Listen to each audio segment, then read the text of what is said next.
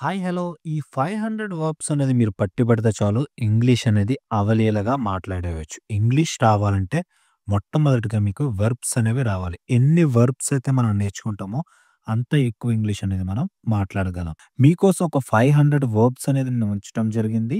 So, వీటి యొక్క list మీకు కావాలనుకుంటే నాకు కమెంట్ చేయండి. లిస్ట్ అని చెప్పేసి నేను మీకు ఈ లిస్ట్ అనేది ప్రొవైడ్ చేస్తాను. అదే విధంగా ఈ 500 వర్బ్స్‌కి సంబంధించిన ఫుల్ వీడియో మీకు కావాలనుకుంటే మన యూట్యూబ్ ఛానెల్‌లో కూడా ఉంది. తప్పనిసరిగా చూడండి. సో, ఇప్పుడు ఆ 500 వర్బ్స్ ఏంటో ఒకసారి చూద్దాం.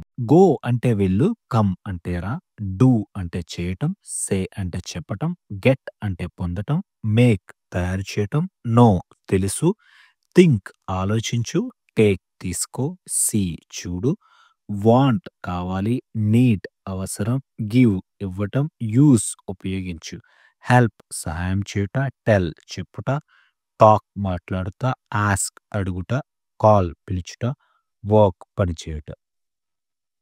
ట్రై ప్రయత్నించు, ఈట్ తిను, డ్రింక్ తాగు, స్లీప్ నిద్రపో, వేక్ లేవటం, వాక్ నడుచుట, రన్ పరిగెట్టుట, సిట్ కూర్చొనుట, స్టాండ్ నిలుచునుట, ఓపెన్ తెరచు. సో, వీటి యొక్క ఫుల్ వీడియో కావాలనుకుంటే యూట్యూబ్ ఛానెల్‌లో ఉంది. అదేవిధంగా మీకు లిస్ట్ కావాలనుకుంటే నాకు కమెంట్ చేయండి లిస్ట్ అని చెప్పేసి.